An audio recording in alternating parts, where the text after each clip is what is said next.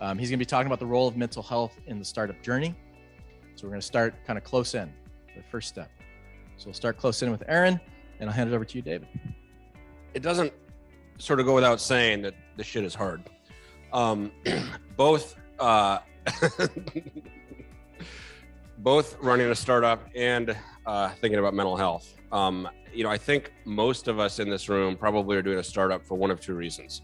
Either number one, you want to change the world, you want to make an impact in some way, or number two, you want to make a lot of money. Sometimes people get really lucky and they get both. Sometimes people get one of the two, and oftentimes people get neither one.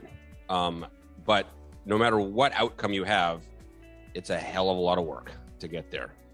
So Aaron, you've founded several startups, but I think two recently have had some significant success in the conventional standpoint. I believe you've had, I think it's even up on the screen here, you've had a $200 million exit just recently from a startup you founded back in 2012. And then I can't remember the number exactly, but another 9-figure exit into getting bought by another company that's now raised $150 million in funding. Because I just started running on adrenaline, momentum, and fear of anything different. And I didn't know I was suffering from deep anxiety. I didn't know that I was feeling shame. I didn't know that I could ask for help. No one was checking in on me because I was presenting really cheerfully externally, because that's part of the mystique of startups is, yeah, of course you're struggling. This is just the way, it's like common. And that was really hard. And then one more terrible thing happened that I'll share, and then I can turn this back over.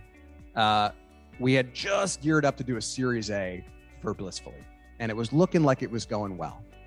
And I've got a lot of experience fundraising, and I could tell this one wasn't our best fundraise ever. The pandemic certainly impacted us, but we'd do something.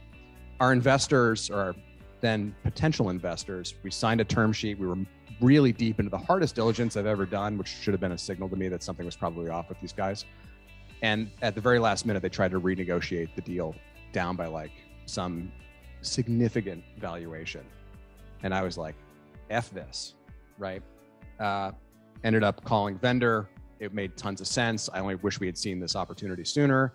And I will say the one last thing that's I feel at least proud about is that before that happened, I had actually reconciled with my then girlfriend, moved in with her. We sorted things out. We got engaged. We're married.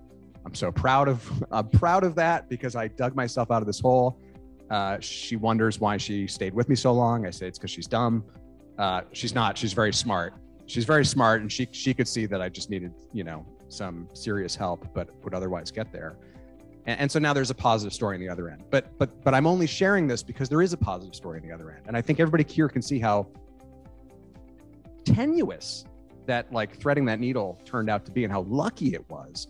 Because I easily could have killed myself, could have ended up, ruining the best relationship in my life, and lost my business and lost my sanity and been a broke 40-year-old man with nothing to show for it, who then collapsed into shame and guilt and regret.